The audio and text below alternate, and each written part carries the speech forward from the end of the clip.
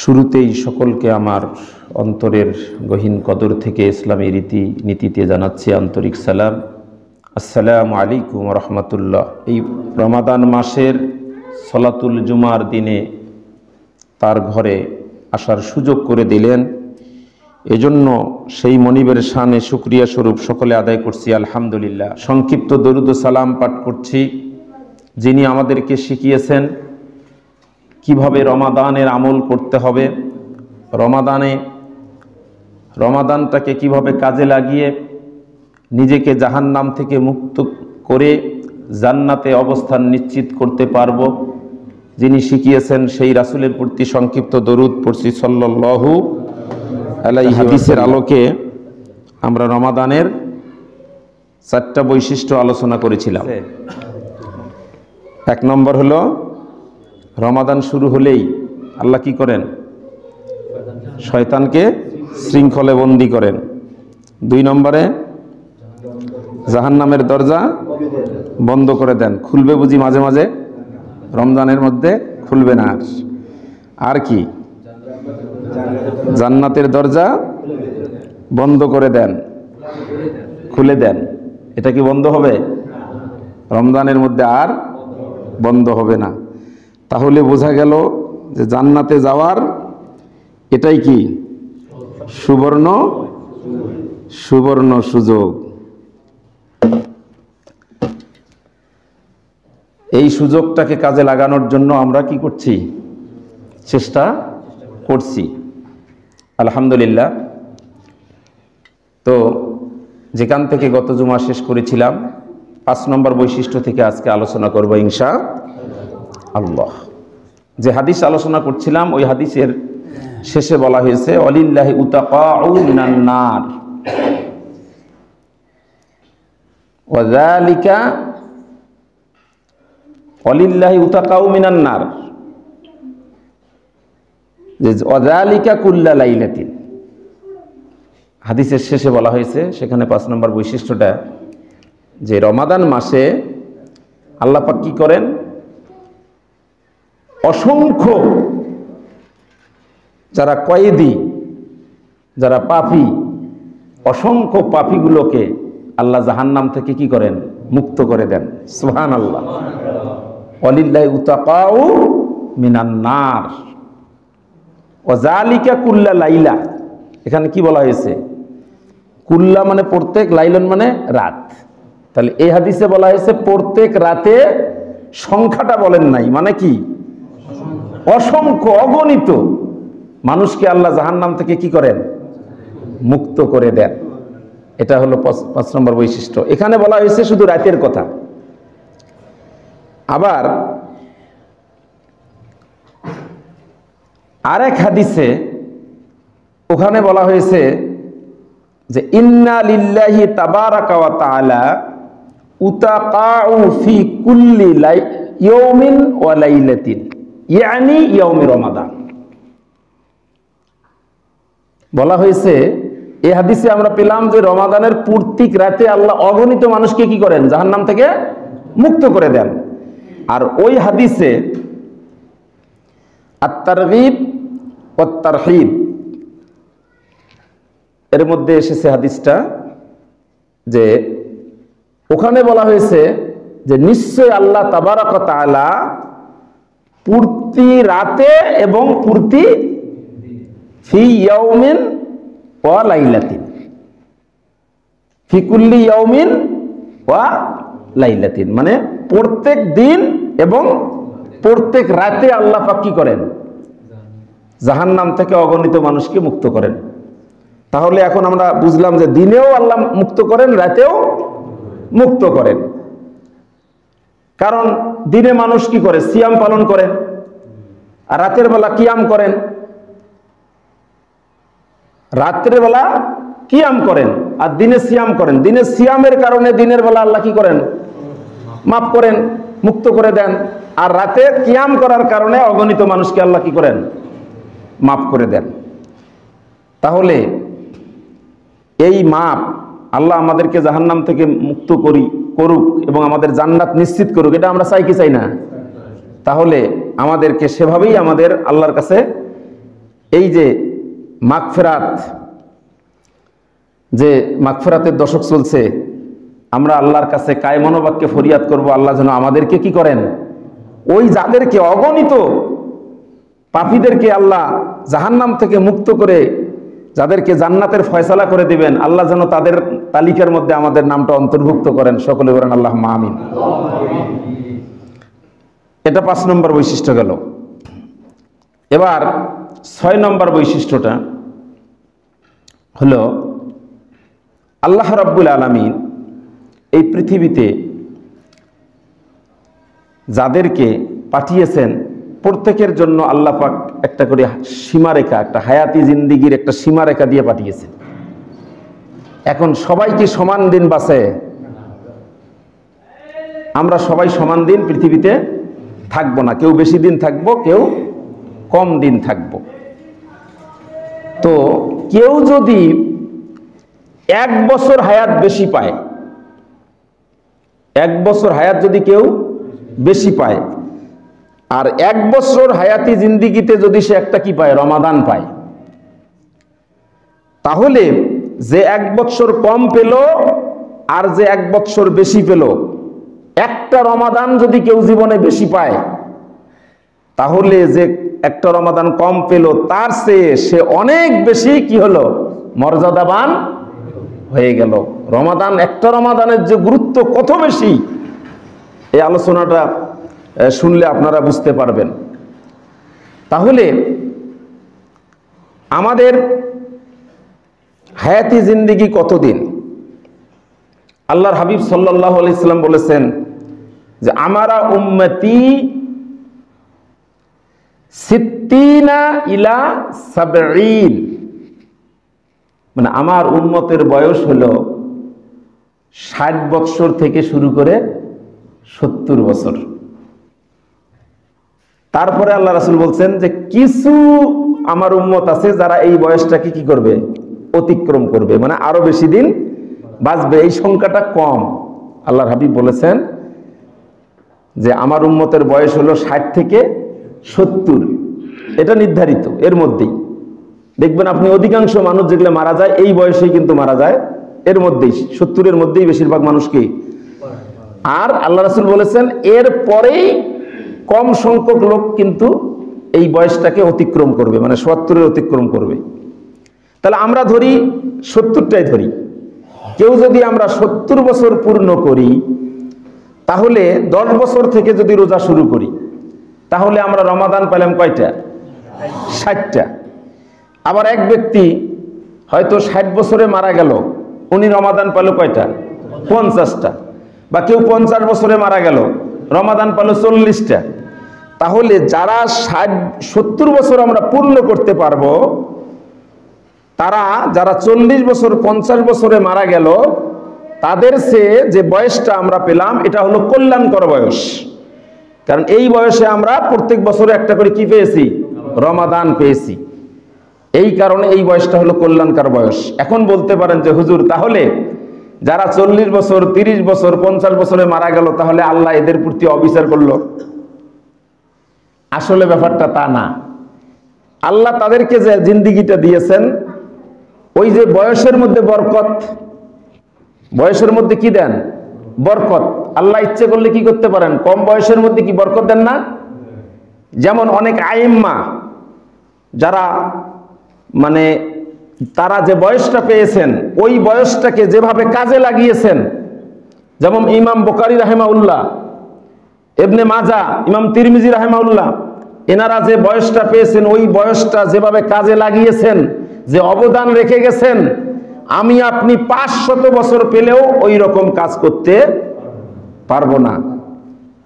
তো এইরকম কিছু কিছু আইম্মাদেরকে আল্লাহ পাক কম বয়স দিয়েও এমন কাজ করিয়ে নিয়েছেন যেটা 1000 বছরের কাজ ওনাদের দ্বারাই করা সম্ভব।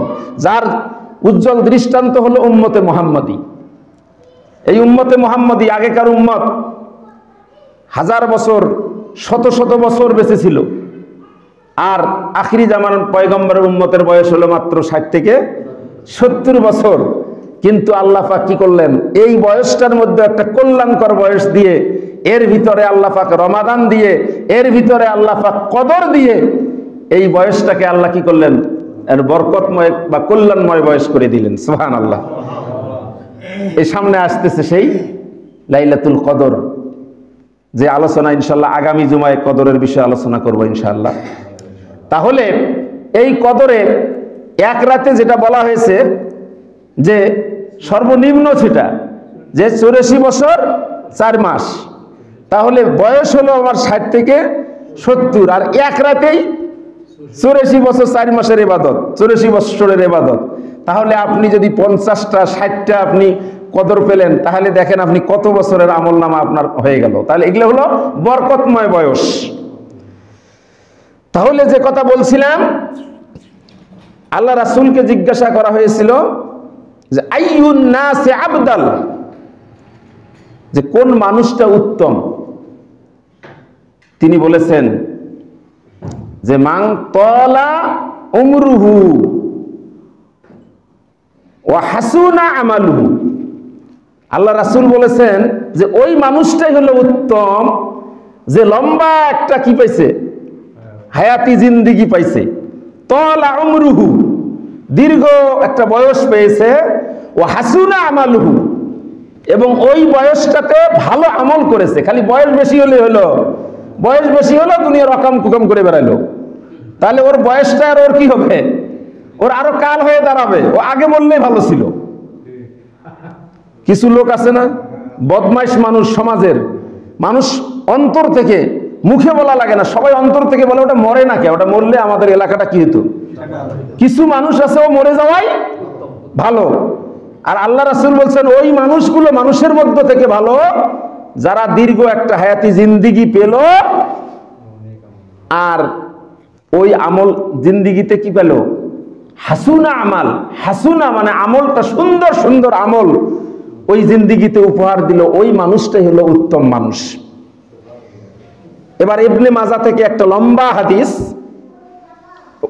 এখন অত লম্বা হাদিস বলবো না, শুধু ওখান থেকে মানে একটু সামান্য ঘটনা তুলে ধরি যে বয়স যাদের বেশি, এর ভালো আমল করলে তার কি যে রমাদান যে কি একটা উপকার দিবে আপনার, আপনি জীবনে যদি একটা রমাদান বেশি পান কি উপকার দিবে, ওখান থেকে বলে আমি মানে বোঝানোর জন্য বলছি। ইবনে মাজার হাদিসটা, এটা হলো স্বপ্নের ব্যাখ্যা অধ্যায় হাদিসটা তিনি নিয়ে এসেছেন। তলহা ইবনে আব্দুল্লাহ নামক একজন সাহাবী,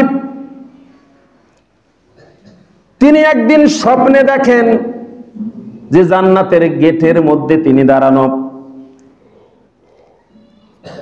সেখানে তিনি দেখতে পান যে দুইজন ব্যক্তি এসেছিলেন বহু দূর থেকে মদিনায়। দুইজন ব্যক্তি দূর থেকে মদিনায় চলে এসেছেন। আসার পরে বিশ্ব নবী একই দিনে ওই দুইজনকে কালেমা পড়ে মুসলমান করেছেন। বিশ্ব নবীর হাতে কালেমা পড়ে কি হয়েছেন, মুসলমান হয়েছেন। কয়জন ব্যক্তি আসছে কোত্থেকে, দূর থেকে, একই দিনে মুসলমান হয়েছেন। দুইজন একসঙ্গে থাকেন, দুইজনই ইসলামের কাজ করেন, দুইজনেই তারা ইসলামের কাজ করেন, কিন্তু দুইজনের মধ্যে একজন বেশি আন্তরিক, একজন বেশি মুজাহিদ। আছে না? দুইজনেই কি করেন, নামাজ পড়েন, একই নামাজ, দুইজনেই সালাত পড়েন, দুইজনেই সব ভালো ভালো কাজগুলো দুইজনেই করেন, কিন্তু দুইজনের তুলনায় একজন বেশি মুজাহিদ, তো ইসলামের জন্য বেশি নিবেদিত প্রাণ। দুইজনেই জিহাদে যান, কিন্তু একজন বেশি মুজাহিদ। এই দুই ব্যক্তি, এই দুইজনের মধ্যে একজন ব্যক্তি জিহাদে গিয়ে শাহাদত বরণ করলেন। যেই বছর শাহাদত বরণ করলেন, তারপরে তার যে সঙ্গী আরেকজন ছিলেন, উনি আরো 1 বছর বেশি বেঁচে ছিলেন। 1 বছর বাঁচার পরে তিনিও ইন্তেকাল করেছেন। তার মানে দুইজনেই কি হয়েছেন, ইন্তেকাল করেছেন। তালহা ইবনে উবাইদুল্লাহ বলেন, আমি দেখলাম জান্নাতের গেটে দাঁড়ানো, আমি দেখলাম সেখানে একজন আহ্বানকারী এসে, জান্নাত থেকে একজন আহ্বানকারী এসে যিনি পরে মারা গেছেন, 1 বছর পরে মারা গেছেন, তাকে আগে ডেকে নিলেন। তারপরে যিনি 1 বছর আগে জিহাদের ময়দানে শহীদ হয়ে মারা গেছেন, তাকে ডেকে নিলেন। তারপরে আমাকে এসে বললেন, তুমি ফিরে যাও, তোমার এখনো সময় হয় নাই, কারণ উনি তো মারায় যান নাই। তা মারা না গেলে জান্নাতে যেতে পারবে? তা জান্নাতে যাওয়ার তো শর্ত আছে, মৃত্যু। এই সিঁড়ি ছাড়া কেউ জান্নাতে জান্নাতে যাওয়ার একটা সিঁড়ি আছে, নাম হলো কি? মৃত্যু, যেটা দেখলে আমরা ডরাই, ভয় পাই। কিন্তু মুমিনেরা ওটা ভয় পায় না, কারণ মুমিনেরা জানে ওটাই হলো জান্নাতে যাওয়ার সিঁড়ি, ওটা না হলে তো জান্নাতে যাওয়া যাবে না। এখন এটা তো স্বপ্নে দেখতেছেন উনি। এই স্বপ্ন দেখার পরে তিনি আশ্চর্য হয়ে গেলেন। অন্যান্য সাহাবাদের মাঝে আলোচনা করলেন, সবাই অবাক হয়ে গেলেন, কারণ আমরা তো 2 জনকেই চিনি। আমরা কি চিনি? ওই 2 ব্যক্তিকেই আমরা, যখন থেকে তারা মদিনায় এসে রাসূলের হাতে কালেমা পড়ে মুসলমান হয়েছেন, তখন থেকে আমরা 2 জনকেই চিনি। 2 জনের মধ্যে যিনি 1 বছর আগে মারা গেছেন, জিহাদে শহীদ হয়েছেন, তিনি বেশি অ্যাক্টিভ, প্রত্যেকটা কাজে আমরা তাকে দেখেছি। কিন্তু স্বপ্নটা এরকম হলো কেন? জান্নাত থেকে তো আগেই তাকে ডাকার কথা, কিন্তু 2 জনের মধ্যে যিনি একটু কম অ্যাক্টিভ ছিলেন, তাকে আগে ডাকলেন। এটা নিয়ে মানে বিস্ময় বিমূঢ় হয়ে গেলেন সাহাবারা। পরে এর সমাধানের জন্য তারা চলে গেলেন বিশ্ব নবীর দরবারে, গিয়ে বললেন, ইয়া রাসূলুল্লাহ, ইয়া হাবিবাল্লাহ, এরকম একটা স্বপ্ন কেন দেখলাম? এই স্বপ্নটা আমাদের বুঝে আসে না, কারণ আমরা তো সবাই দেখেছি যে কে বেশি অ্যাক্টিভ ছিল ইসলামের জন্য, দিনের জন্য, দিন কায়েমের জন্য। কিন্তু স্বপ্নটা এমন হলো কেন? আল্লাহর হাবিব সাল্লাল্লাহু আলাইহি ওয়াসাল্লাম এবার তাদেরকে বলতেছেন, আচ্ছা বলো তো, কি বিষয়ে তোমাদেরকে আশ্চর্য করলো এই স্বপ্নটা? তারা বলল, স্বপ্নটা আশ্চর্য লাগতেছে আমাদের এই কারণে যে, কারণ আমাদের ধারণা ছিল, আমাদের মনে হয় যে আল্লাহ পাক জান্নাতের মধ্যে ওই শহীদ যিনি 1 বছর আগে ইন্তেকাল করেছেন, যিনি সব কাজে অ্যাক্টিভ ছিলেন, তাকেই আগে ডাকার কথা। কিন্তু তাকে পরে ডেকে, যিনি পরে 1 বছর পরে মারা গেলেন, তাকে কেন আগে ডাকলেন? এটাই আমাদেরকে আশ্চর্য করেছে। এটাই এ কারণে আমরা আশ্চর্য হয়েছি। এবার বিশ্বনবী সাল্লাল্লাহু আলাইহি ওয়াসাল্লাম বললেন, আচ্ছা তোমরা বলো, যে 1 বছর পরে মারা গেল, সে 1 বছর পরে মারা যাওয়ার কারণে সে কি একটা রমজান পায়নি? বলে হ্যাঁ, একটা রমজান পেয়েছে। যে ওই একটা রমজানে সে কি সলাতুত তারাবি অর্থাৎ কিয়ামুল লাইল করছে? বলে হ্যাঁ করছে। যে ওই একটা রমাদানে সে কি সাহারি করছে? বলে সাহারি করছে। যে সে কি সিয়াম পালন করছে? বলে সিয়াম পালন করছে। যে সে কি ইফতার করছে? যে সে কি হ্যাঁ সে ইফতার করছে। বলে সে কি লাইলাতুল কদর পেয়েছে একটা? হ্যাঁ লাইলাতুল কদর একটা পেয়েছে। আল্লাহর হাবিব সাল্লাল্লাহু আলাইহি ওয়াসাল্লাম এবার বললেন, শোনো, যে 1 বছর আগে মারা গেল আর যে 1 বছর পরে মারা গেল, 1 বছর পরে মারা যাওয়ার কারণে একটা রমাদান বেশি পেয়েছে, একটা লাইলাতুল কদর বেশি পেয়েছে। একটা রমাদানের আমল, একটা রমাদানের আমলের কারণে ওই 2 ব্যক্তির আমলের ব্যবধানটা এরকম হয়েছে, যেমন আসমান এবং জমিনের ব্যবধান যেরকম, ওই 2 ব্যক্তির আমলের ব্যবধান হয়েছে সেই রকম। সুবহানাল্লাহ। একটা রমাদান, কত দামি রমাদান! অথচ আমাদের রমাদান যে আসে আর যায়, রমাদানে আমাদের কোনো পরিবর্তন হয় না।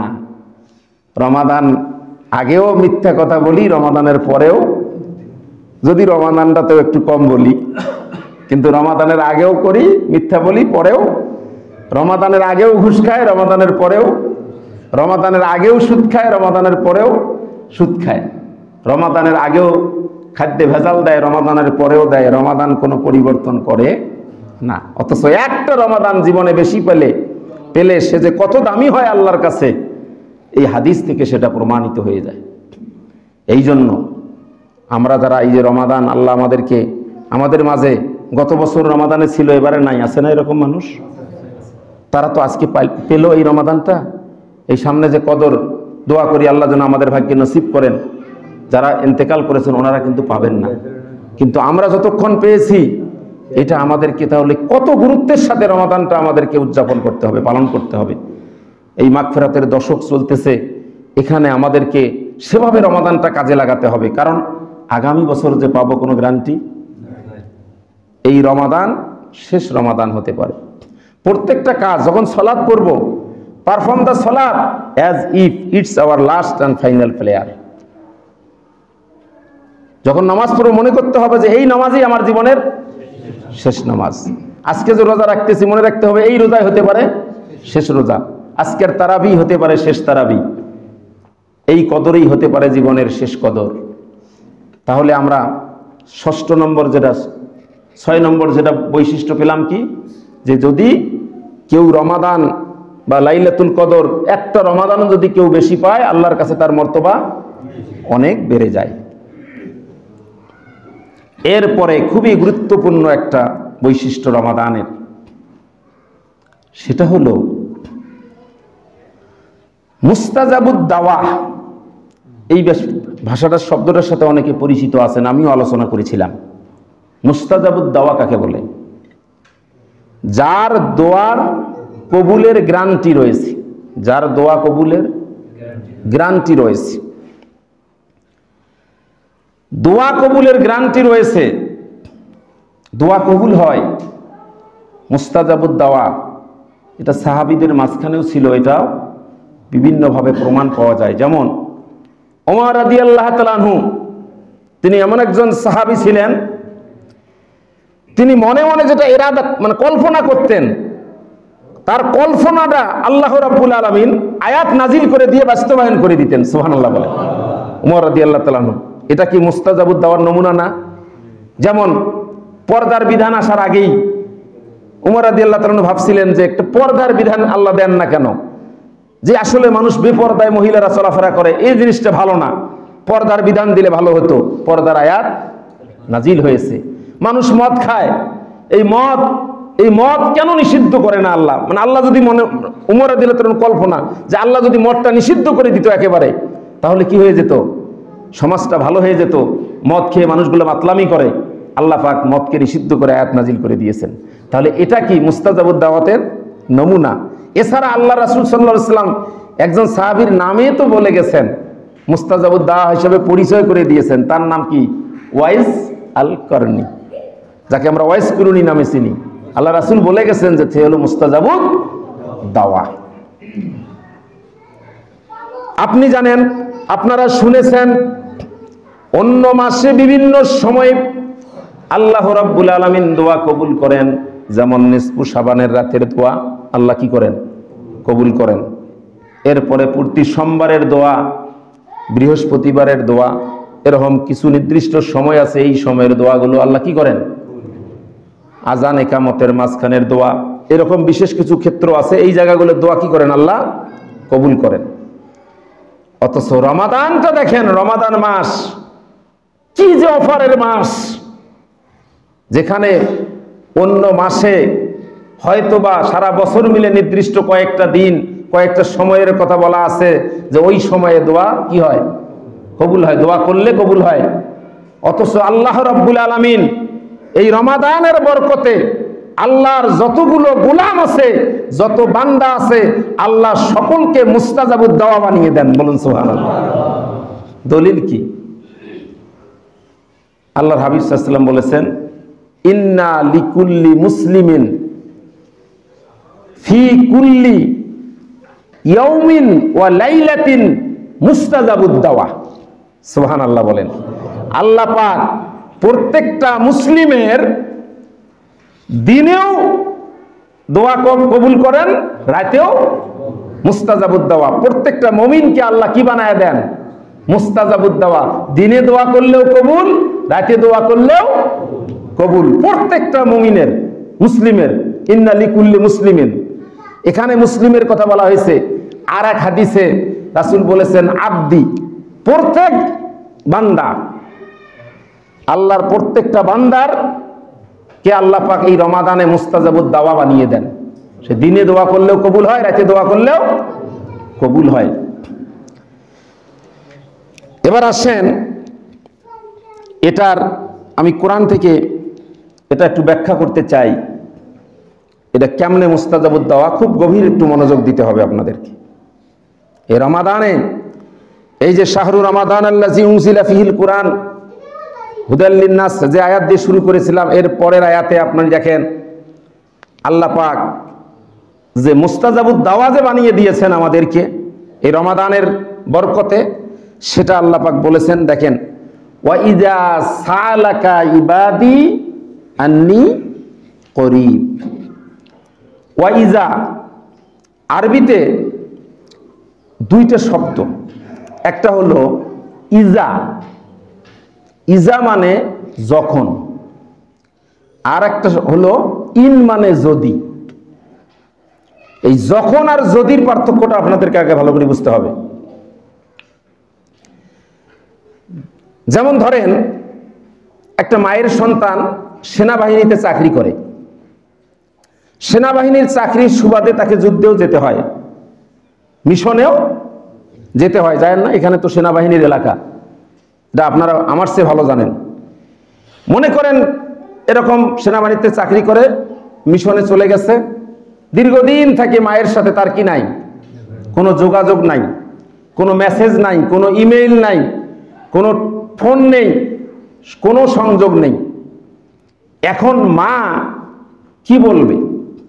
দুইটা শব্দ, খুব গভীর মনোযোগ দিতে বলছে এই জন্য। মা এই ক্ষেত্রে কি বলবে?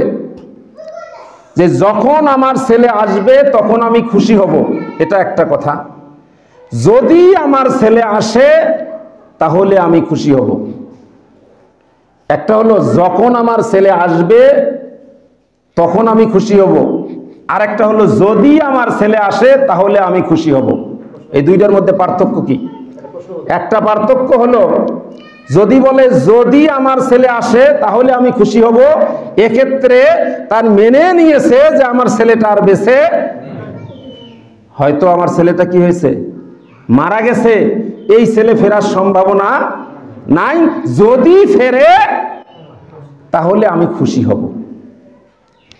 আর যখন আমার ছেলে ফিরবে তখন আমি খুশি হব, তার মানে কি, তার মনের দিক থেকে তিনি মানে এটা তার এটা সিদ্ধান্ত যে আমার ছেলে কি আছে, বেঁচে আছে, কিন্তু আসে নাই, যোগাযোগ নাই।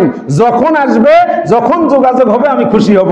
তিনি মেনে নিয়েছেন যে ছেলে আমার আসবে, ছেলে আমার। ভাষাটা বুঝেন? আল্লাহ কিন্তু এখানে বলে নাই যে যদি আমার বান্দা আমাকে ডাকে, আমার সম্পর্কে প্রশ্ন করে, তাহলে আমি তার নিকটে, এই কথা আল্লাহ বলে নাই। আল্লাহ কি বলছেন? যখন আমার বান্দা, ওয়াইজা সালাকা ইবাদি, এটা যে মুস্তাজাবুদ দাওয়া, ডাকলে যে আল্লাহ শুনবে তার প্রমাণ দিচ্ছি আমি।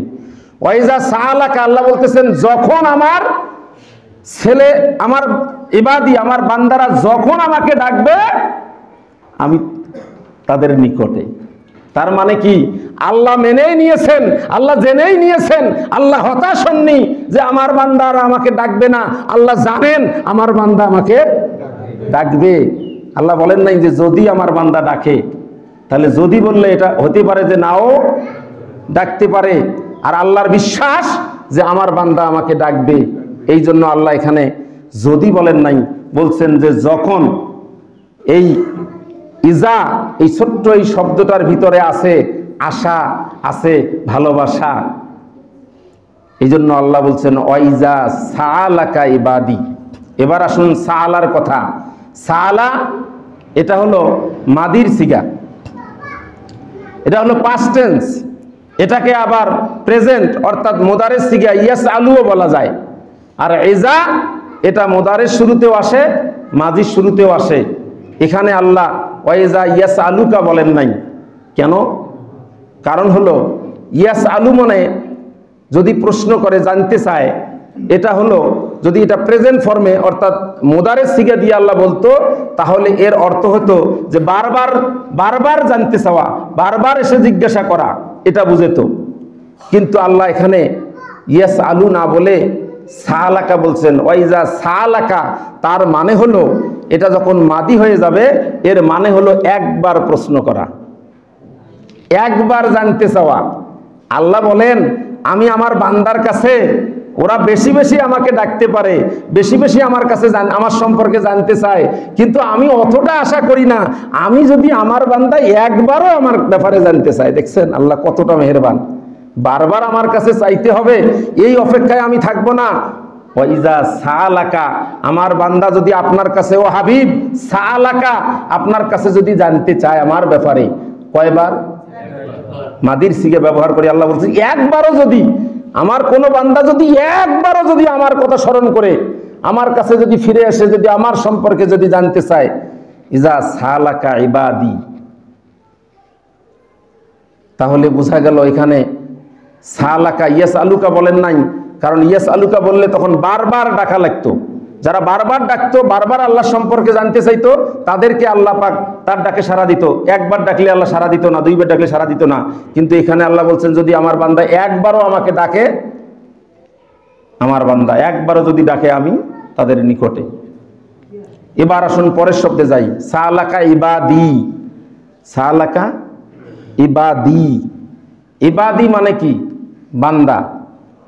আল্লাহ কিন্তু বলেন নাই সালাকা মুসলিম, মুসলিমের কথা বলছেন, মুসলমান যদি ডাকে, মুমিন যদি ডাকে, বলছেন না ইবাদি আমার বান্দা। আমার বান্দা হলেই হলো, সে না হোক মুমিন, সে না হোক মুসলিম, যদি সে আমার বান্দা হয়, সে পুরাপুরি মুসলিম নাও হতে পারে, সে পুরাপুরি তাকওয়াবান নাও হতে পারে, যদি সে শিরিক না করে, যদি সে তার ভিতরে শিরিক না থাকে, এরকম বান্দা যদি আমাকে ডাকে ইবাদি। আরেকটা কথা বলে রাখি, আল্লাহ কুরআনুল কারীমের অনেক জায়গায় পাবেন আল্লাহ আমি আমরা এই শব্দগুলো ব্যবহার করছেন। যেমন আল্লাহ বলছেন কুলনা হাবিতু মিনহা জামিয়া, কুলনা, এরকম কুলনা জমার শব্দ অনেক জায়গায় আল্লাহ ব্যবহার করছেন। এরকম অনেক জায়গায় পাবেন আল্লাহ আমরা দিয়ে আমরা সম্বোধন করি আল্লাহ বলছেন। আবার কিছু কিছু জায়গায় আল্লাহ আমি সম্বোধন করে বলছেন। যেমন ওয়াইজা সালাকা ইবাদুনা, ইবাদুনা এটা বহু বছর হয়ে যেত, কিন্তু এখানে আমরা হয়ে যেত। ইবাদি বলছেন, এই যে ইবাদি, আল্লাহ শুধুমাত্র আমি এই শব্দটা তখনই ব্যবহার করেন যখন আল্লাহ অত্যন্ত রাগ হন। হয় আল্লাহ খুব রাগ হন, তখন আমি শব্দটা ব্যবহার করেন কুরআনুল কারীমে, অথবা অত্যন্ত অফুরন্ত দয়া দেখান। তাহলে কি দুইটা জায়গায় আল্লাহ এই শব্দটা ব্যবহার করেন, আমি শব্দ ব্যবহার করেন কুরআনুল কারীমে, আর বেশিরভাগ জায়গায় তিনি আমরা শব্দ ব্যবহার করেন, অর্থাৎ জমা দিয়ে তিনি কথা বলেন। তাহলে দুইটা জায়গায় তিনি আমি ব্যবহার করেন। কয়টা জায়গায়?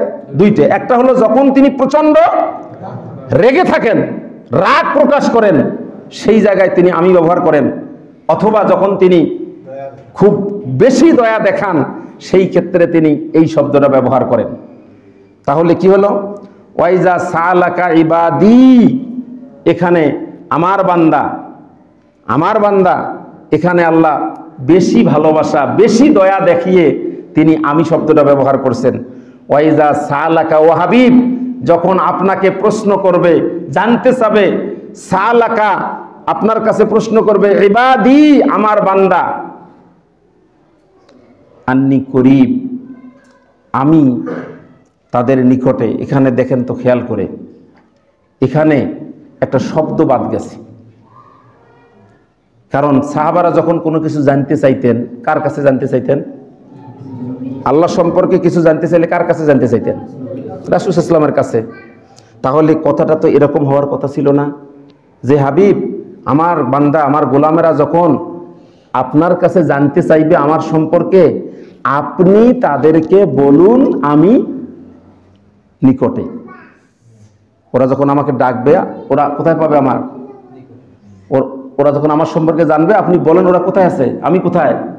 তাহলে এই কথাটা এরকম করে বলা লাগতো না যে ফাকুল্লাহুম ওয়া ইজা সালাকা ইবাদি ফাকুল্লাহুম আন্নি করিম, এরকম হওয়ার কথা ছিল। তো যেহেতু একটা মিডিয়া ধরছে, বান্দারা কাকে মাধ্যম ধরছে? রাসূল সাল্লাল্লাহু আলাইহি ওয়াসাল্লামকে।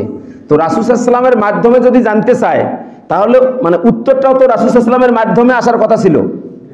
তাহলে হওয়া লাগতো এরকম যে হাবিব আমার বান্দারা যখন আমার সম্পর্কে আপনাকে জানতে চাবে, আপনি আমার বান্দাদেরকে বলে দেন আমি ওদের একেবারেই নিকটে। কিন্তু আপনি ওদেরকে বলে দেন এই শব্দটা, অর্থাৎ ফাকুল্লাহুম, এই শব্দটা আল্লাহ পাক এখানে নিয়ে আসেন নাই, এখানে রাসূল সাল্লাল্লাহু আলাইহি ওয়াসাল্লামকে মাইনাস করে দিয়েছেন। দেখেন আল্লাহ কত কাছে, কত কাছের আল্লাহ।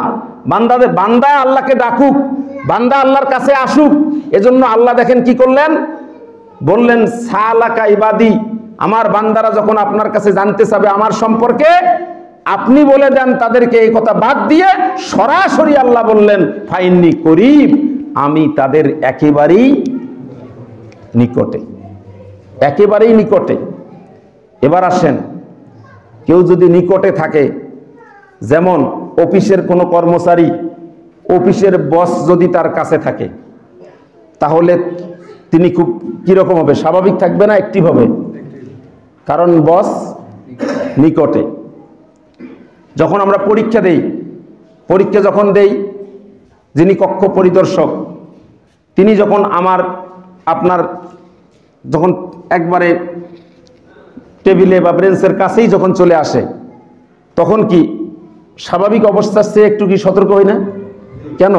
যে স্যার একেবারেই কাছেই। তাহলে এরকম করে আল্লাহ কেন বললেন আমি কাছে? তাহলে আমাদের আল্লাহ এখানে বলতেছেন আমি তাদের কাছেই, তাহলে আমাদেরকে সবসময় সতর্ক থাকতে হবে যে আল্লাহ একেবারেই কি আমাদের কাছে। ফাইন্নি করিব ওয়াইজা সালাকা ইবাদি আন্নি, ওয়াইজা সালাকা ইবাদি আন্নি ফাইন্নি করিব। এবার আসেন উজিবু দাওয়াতাদ দাই ইজা দাইয়া। এর পরের শব্দ হলো আল্লাহ বলছেন উজিবু। উজিবু মানে হলো উত্তর দেওয়া। আর এরকম আরেকটা শব্দ হলো ইস্তাজাবা। ইস্তাজাবা, ইস্তাজাবা মানে হলো উত্তর দেওয়া, কিন্তু আল্লাহ পাক এখানে ইস্তাজাবা ব্যবহার না করে উজিবু ব্যবহার করছেন। এর কারণটা হলো উজিবু মানে হলো যেই উত্তরটা সঙ্গে সঙ্গে দেয়া হয়, যেই উত্তরটা সঙ্গে সঙ্গে দেয়া হয় সেই ক্ষেত্রে উজিবু ব্যবহার হয়, আর যেই উত্তরটা দেরিতে দেওয়া হয় সেখানে ইস্তিজাবা ব্যবহার হয়। তো আল্লাহর বান্দারা যখন আল্লাহর কাছে আসবে, আল্লাহর কাছে কিছু প্রশ্ন করবে, জানতে চাবে, আল্লাহর কাছে কিছু চাবে, এটা আল্লাহ কি দেরি করবে না তাড়াতাড়ি দিবে? কত দেরি? সঙ্গে চাইতে দেরি, দিতে দেরি নাই। এটাই তো মুস্তাজাবুদ দাওয়ার বৈশিষ্ট্য। আল্লাহ এখানে ইস্তাজাবা ব্যবহার না করে কি বললেন? উজিবু। উজিবু, আল্লাহ সঙ্গে সঙ্গে কি দেন? জবাব দিয়ে দেন। উজিবু দাওয়াতাদ দাই। দাওয়াতাদ দাই, এখানে দেখেন দা মানে আল্লাহকে ডাকা, যেমন দোয়া। এই দোয়া, দোয়া শব্দটা, দোয়া মানে আল্লাহর কাছে কিছু চাওয়া, দাওয়া, দোয়া করা, যেটা আমরা দোয়া করি। এই শব্দটার মধ্যে আল্লাহ পাক এখানে লাগাইছেন, দেখেন কি দাওয়া তা, একটা তা লাগাইছেন, দুই নোক্তাওয়ালা একটা গোল তা লাগাইছেন। এই তাটা লাগাতে কি হয়েছে জানেন? এই তাটা যদি না থাকতো তখন কি হতো? এমনি যে দোয়া করি আমরা, সেই দোয়ার অর্থ হলো বারবার দোয়া করা, বারবার চাওয়া। আর এই দোয়া শব্দের মধ্যে ওই যে ছোট্ট একটা তা লাগাইছে দুই নোক্তাওয়ালা, এই তাটা লাগাতে এর অর্থ হয়েছে একবারও যদি কেউ দোয়া করে, সুবহানাল্লাহ বলে, একবার, বারবার দোয়া করার অপেক্ষায় আল্লাহ থাকবে না। কেউ যদি এই রমাদান মাসে এসে আল্লাহর কাছে যদি কি একটা বারও যদি কেউ দোয়া করেন, একটা দোয়া যদি কেউ করেন, আল্লাহ বলে উজিবু, আমি সঙ্গে সঙ্গে সেটা কি করি? কয়টা দোয়া? একটা। এমনি দোয়া মানে বারবার দোয়া, এর মধ্যে তা লাগাইছে, দেখবেন তা লাগার কারণে দোয়া হয়েছে কয়টা? একটা। যেমন দরাবা, দরাবা মানে মারা, প্রহার করা, এর সঙ্গে যদি দরাবাত আপনি বলেন তাহলে একবার মারা। আকালা মানে খাওয়া, যখন বলবেন আকালাত তখন একবার খাওয়া বুঝাবে। তাহলে একবারও যদি কেউ, আল্লাহ বলছেন একবারও যদি কেউ কি করে? ডাকে। উজিবু দাওয়াতাদ দাই ইজা দাআন, যখন সে ডাকে আমি তার ডাকে। এবার আরেকটি কথা আছে যে উজিবু দাওয়াতাদ দাই, এই যে দায়ী, দায়ী এই ডাকার জন্য আল্লাহ কোনো গুণ চাই নাই, আল্লাহ কোনো শর্ত দেন নাই এখানে যে তুমি ডাকবা, এই ডাকার জন্য তোমার কি লাগবে, তোমার গুণ থাকতে হবে, তোমাকে মুসলিম হতে হবে, তোমাকে মুত্তাকি হতে হবে। আল্লাহ বলে যে তুমি তো আমার থেকে কি হয়েছো, দূরে সরে গেছো, দূরে সরে গেছো। তোমার মনে করো তোমার কোনো গুণই নাই। গুণ কয়টা? একটা মাত্র গুণ। সে গুণটা কি? দোয়া। দোয়া ছাড়া আর কোনো গুণ নাই, দোয়া ছাড়া আর কোনো গুণ নাই। এই গুণটা নিয়ে যদি কেউ ডাকে, আর কোনো গুণ নাই। এখন আল্লাহ বলতেছেন, এর আগেই তো আল্লাহ বলেন আমি করিব। করিব মানে কি? আমি নিকটে। তার মানে কি? যে আমি তোমাকে দূরে সরে দেইনি, তুমি আমার থেকে দূরে সরে দিয়েছো, সরে গেছো। তুমি আমাকে ভালোবাসো নাই, তুমি আমার থেকে চলে গেছো। আমার ভালোবাসা তোমার জন্য সব সময় খোলা ছিল। তুমি আসলেই আমি কি করব? তোমাকে গ্রহণ করে নেব। তুমি সরে গেছো, আমি তোমাকে সরে দেইনি। এজন্য এখানে বলছে দায়ী গুণ শুধু একটা, তুমি মুসল্লি হতে হবে, তোমাকে মুত্তাকি হতে হবে। এই গুণ নিয়ে ডাকতে হবে এমন না। এই রমাদান মাস শুধু দায়ী ডাকলেই, দায়ী শব্দটার মধ্যে আলিফ লাম দিয়ে মারেফা করা হয়েছে। মারেফা করার কারণে একেবারে নির্দিষ্ট করে আল্লাহ আপনাকে ব্যক্তি ধরে, নাম ধরে ধরে আল্লাহ আপনার ডাকে কি দিবেন? সাড়া দিবেন। অর্থাৎ আপনার দোয়া, আর ব্যক্তি ধরে ধরে দোয়া কি করবেন? আল্লাহ কবুল করবেন। সেটা সময় কখন? এখন মনে করেন গুরুত্বপূর্ণ কোনো যদি ব্যক্তি হয়, আপনি কোনো গুরুত্বপূর্ণ ব্যক্তির দেখা করতে যাবেন, এখন এই শিডিউলটা কার হবে? আপনার না ওই গুরুত্বপূর্ণ ব্যক্তি দেবে? আপনি শিক্ষামন্ত্রীর দেখা করতে যাবেন, এই শিডিউল আপনার হবে না শিক্ষামন্ত্রীর হবে? তাহলে এইরকম করে আপনি যদি একজন পৌরসভার মেয়রের দেখা করতে যান, শিডিউল আপনার হবে না ওনার হবে? ওনার সঙ্গে যদি আপনি বসতে যান, শিডিউল কার হবে? তার মানে গুরুত্বপূর্ণ ব্যক্তিদের কি হবে? শিডিউল হবে। এখন আল্লাহর সঙ্গে আপনি যোগাযোগ করবেন, আল্লাহর সঙ্গে একটা যোগাযোগ করবেন, তাহলে শিডিউল, তাহলে কখন? আল্লাহ পাক শিডিউল দিয়ে দিয়েছেন যে আল্লাহ কি বললেন দেখেন, উজিবু দাওয়াতাদ দায়ী ইজা দাআন। ইজা মানে যখন, মানে তোমাদের শিডিউল হলো যখনই ডাকবা তখনই আমাকে পাবা, যখনই কিছু চাবা তখনই। তাহলে দেখেন আল্লাহ কি গুরুত্বপূর্ণ, কম না বেশি? শিক্ষামন্ত্রীর চেয়ে, মেয়রের চেয়ে, প্রধানমন্ত্রীর চেয়ে, জাতিসংঘের মহাসচিবের চেয়ে। তাহলে সকল গুরুত্বপূর্ণ ব্যক্তির চেয়েও যার গুরুত্বের তুলনা, সেই আল্লাহর সঙ্গে যোগাযোগের শিডিউল কি দিয়েছে উনি? যে ইজা দাআন, মানে যখন ডাকবে, ইজা দাআন, যখন ডাকবে তখনই পাবে। ফালইয়াস্তাজিবু লি, এটা বলে শেষ করছি। তারপরে দেখেন আল্লাহ কি বললেন, সব কি একতরফা হয়? সব কি একতরফা হয়? উভয়কে তো খালি আল্লাহ শুধু দিয়ে যাবেন, কিন্তু আমরা কিছু দিব না। এই জন্য আল্লাহ শেষে যায়, পরে গিয়ে বললেন, আল্লাহ শেষে বললেন ফালইয়াস্তাজিবু লি, যে তাদেরও উচিত আমার ডাকেও কি করা। আজকে কার ডাক ছিল? একটু আগে কার মাইকে কার ডাক হলো? আল্লাহ লাস্টে কি বললেন? এবার আসেন সূরা ফাতিহা, আমরা কি বলি? ইয়্যাকা না'বুদু ওয়া ইয়্যাকা নাস্তাইন। এই রমাদানের আয়াতের পরে এটা আয়াত, ধ্যান বরকত কি রকম? ইয়্যাকা না'বুদু ওয়া ইয়্যাকা নাস্তাইন। এর মানে কি? আমরা আল্লাহর কাছে সাহায্য চাই না? তো চাওয়ার আগে আমরা আল্লাহ কি দিছি? কি বলছি? ইয়্যাকা, ও আল্লাহ আমরা তোমার কি করি? গোলামি করি। এই আমাদের কাজটা আল্লাহকে আগে উপহার দিছি, এই কথা বলি না আমরা?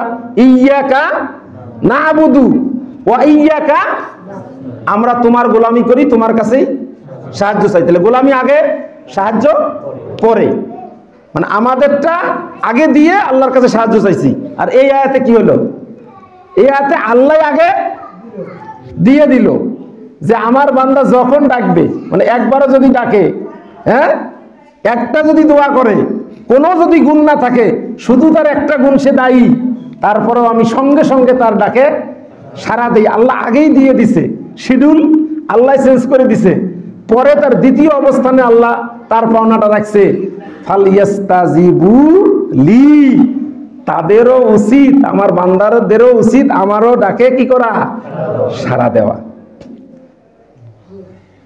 তাহলে এখন আমাদের কি আল্লাহর ডাকে সাড়া দেওয়ার দরকার আছে না নাই?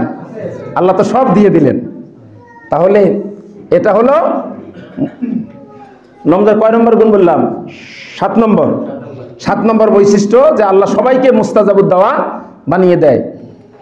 এরপরে একটা হাদিস, সেটা হলো যে সালাসাতুন লা তুরদ্দু দাওয়াতুহুম, যে 3 ব্যক্তির দোয়া আল্লাহ পাক কি করেন না, লা তুরদ্দু, আল্লাহ ফিরিয়ে দেন না। কয় ব্যক্তির দোয়া? 3 ব্যক্তির দোয়া আল্লাহ ফিরিয়ে দেন না। 1 নম্বরই হলো as-সাইমু হাত্তা ইফতিরা, 1 নম্বর হলো রোজাদার।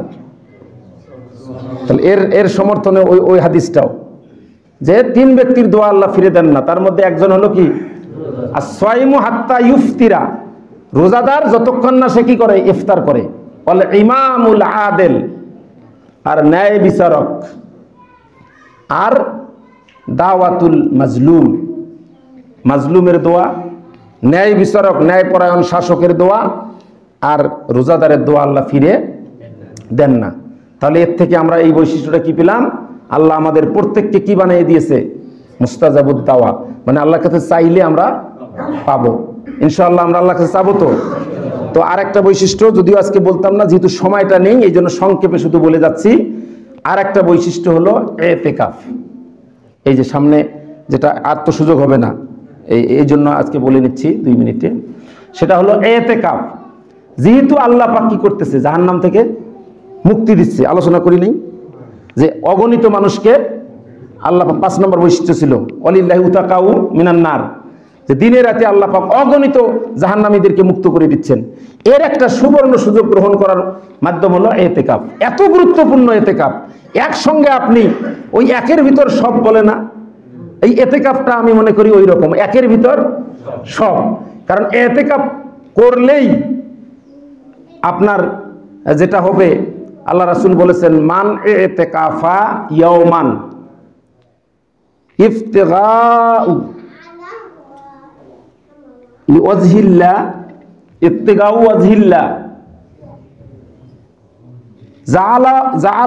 জাআলাল্লাহু বাইনাহু ওয়া বাইনান নারি সালাসা খানাদিক। আল্লাহর হাবিব সাল্লাল্লাহু আলাইহি ওয়াসাল্লাম বলেছেন, যে ব্যক্তি আল্লাহর সন্তুষ্টির জন্য, কার জন্য? আল্লাহর সন্তুষ্টির জন্য একদিনও যদি কেউ এতেকাফ করে, তাহলে তার এবং জাহান্নামের মধ্যে, তার থেকে জাহান্নামকে আল্লাহ পাক 3 খন্দক দূরে সরিয়ে রাখেন। সুবহানাল্লাহ বলেন। কয় খন্দক? 3 খন্দক। একদিনও যদি কেউ এতেকাফ করে, তাহলে 3 খন্দক ওই ব্যক্তির, এতেকাফকারী ব্যক্তির থেকে জাহান্নামকে আল্লাহ কি করবেন? দূরে রাখবেন। আর 1 খন্দকের দূরত্ব হলো আসমান এবং জমিনের দূরত্বের চেয়েও বেশি। তাহলে আসমান ও জমিনের দূরত্বের চেয়েও বেশি হলো 1 খন্দক। এইরকম 3 খন্দক দূরে রাখবে এতেকাফকারীকে। এটা একটা মানে এতেকাফকারীর বৈশিষ্ট্য। আরেকটি হলো, আরেকটা সুযোগ দেখেন, এতেকাফ করা অবস্থা, এতেকাফটা হলো আবদ্ধ থাকা। তো এই 10 দিন যদি আপনি মসজিদে আবদ্ধ থাকেন, এই যে আবদ্ধ থাকার কারণে আপনি এই যে মসজিদের বাহিরে যে ভালো কাজগুলো করতে পারলেন না, আপনি একজনকে সালাম দিলে সব পেতেন, কারো অসুস্থ হলে তাকে দেখতে গেলে সব পেতেন, কেউ মারা গেলে, জানাজা গেলে সব পেতেন, আর আপনি দান করলে সব পেতেন। মানে বাহিরে থাকা অবস্থায় আপনি যত ভালো কাজ করলে সব পেতেন। এই আপনি এতেকাফ মসজিদে আবদ্ধ থাকার পরে বাহিরের এই ভালো কাজগুলো না করেও ওই সবগুলো আল্লাহ পাক আপনার আমলনামায় দিয়ে দিবেন। তাহলে এটা এতেকাফকারীর দেখেন লাভ। এরপরে দেখেন সবচেয়ে যেটা বড় লাভ আমি মনে করি এতেকাফকারীদের, আমরা যদিও লাইলাতুল কদর ওই 27-এর রাত্রিকেই আমরা উদযাপন করি, কিন্তু সহি হাদিস এটা বলে, মানে কোনো হাদিস গ্যারান্টি দিয়ে এটা বলে না যেটা হাদিসের যেটা মানে নির্ভরযোগ্যতা, সেটা হলো প্রথম কথা হলো শেষ দশকের মধ্যে কি আছে, কদর আছে। তার মধ্যে আরো একটু সংক্ষেপ মানে কমায়া আল্লাহ রাসূল বলছেন অবেতর মানে বেজর, এটা আগামী জুমা ইনশাআল্লাহ আলোচনা করব কদরের বিষয়ে। তো এই বেজর রাত্রিতে আছে, তো যে ব্যক্তি ইতিকাফ করবে তার কদর ছুটে যাওয়ার কোনো সম্ভাবনা, কিন্তু আমাদের 27 তারিখে যদি উদযাপন করি, যদি 23 তারিখ হয় ছুটে যাবে, 23 তারিখ উদযাপন করলে 21 তারিখে হলে ছুটে যাবে, 21 তারিখ উদযাপন করলে 29 তারিখ হলে, কিন্তু যিনি ইতিকাফ করবেন তার ছোটার কোনো সম্ভাবনা নাই।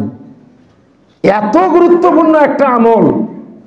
ইতিকাফ 3 প্রকার, একটা হলো নফল, একটা হলো সুন্নতে মুআক্কাদা কিফায়া, আর একটা হলো ওয়াজিব। নফল হলো আপনি যখন তখন নিয়ত মানে ইতিকাফ করতে পারেন, এটা হলো নফল, করলে সব পাবেন। সুন্নতে মুআক্কাদা কিফায়া যেটা হলো এই যে রমাদানের ইতিকাফ, এটা সুন্নতে মুআক্কাদা, না করলে কিন্তু গুনাহগার হব। কিন্তু ওই যে কিফায়া লাগাইছে, কিফায়া লাগার কারণে সমাজ থেকে কিছু সংখ্যক লোক আদায় করলে সবাই আমরা দায় মুক্ত হব ঠিকই, কিন্তু এই বরকত এই লাভ কি আমরা অর্জন করতে পারবো? অথচ দুঃখজনক হলেও সত্য, অনেক মসজিদে এই ইতিকাফ করার জন্য লোক ভাড়া করিয়ে এনে দিয়ে ইতিকাফ করা হয়, অন্য মহল্লার থেকে লোক এনেও কি করে ইতিকাফ করে, এরকমও খবর পাওয়া যায়। খুবই মানে দুঃখজনক অবস্থা। তো আরেকটা হলো ওয়াজিব ইতিকাফ, হলো আপনি যদি একটা মানত করেন যে আমার যদি এই কাজটা হয়ে যায়, আল্লাহ যদি এটা করে দেয় তাহলে আমি ইতিকাফ করব, এটা যদি কাজ আপনার হয়ে যায়, এটা মানে ইতিকাফ করাটা আপনার ওয়াজিব। তাহলে এই যে আমাদের এই যে দায় সারা যে একজন করবে, আমাদের সবাই এটা কিফায়া, যেহেতু আমরা সবাই এর থেকে মুক্তি পাবো, এইটা আশায় না থেকে এই যে ইতিকাফ যে জাহান্নাম থেকে মুক্তির এবং কদর পাওয়ার যে একটা গ্যারান্টি, ইতিকাফকারীর এত বরকতপূর্ণ একটা কাজ আমল, আমরা ইনশাআল্লাহ এই যে এটা তো নিয়ম জানেনই আপনারা, যে এই 20 রোজা যেদিন, সেদিনেই আসরের পর মানে সূর্য ডোবার আগেই মসজিদে ঢুকতে হবে। এই যে এরপরে মানে চাঁদের উঠলে আপনারা বের হয়ে যাবেন, এই যে সিস্টেম জানা আছে। তো আমি আপনাদেরকে উদাত্ত আহ্বান জানাচ্ছি, এখানে কি ইতিকাফ তো হয় ইনশাল্লাহ না? কয়জন থাকেন? মাশাআল্লাহ, এটা একটা আলহামদুলিল্লাহ ভালো একটা খবর। এটা সংখ্যা যেন আরো বাড়ানো যায়, আমরা চেষ্টা করব যেন এটা আরো বেশি বাড়ে, ইতিকাফের এত গুরুত্বপূর্ণ যেহেতু। তো আল্লাহ রাব্বুল আলামিন আমাদেরকে সকলকে আমাদের এই রমাদানের প্রত্যেকটা আমল গুরুত্বের সাথে পালন করার তৌফিক দান করুন, এবং এখানে আমরা যেন বেশি বেশি আমাদের এই মহল্লার থেকে লোকজন ইতিকাফ করতে পারে, আল্লাহ তৌফিক দান করুন। সকলে আল্লাহুম্মা আমিন। আখির দাওয়ানা আলহামদুলিল্লাহি রাব্বিল আলামিন। আসসালামু আলাইকুম ওয়া রাহমাতুল্লাহি তাআলা ওয়া বারাকাতুহু।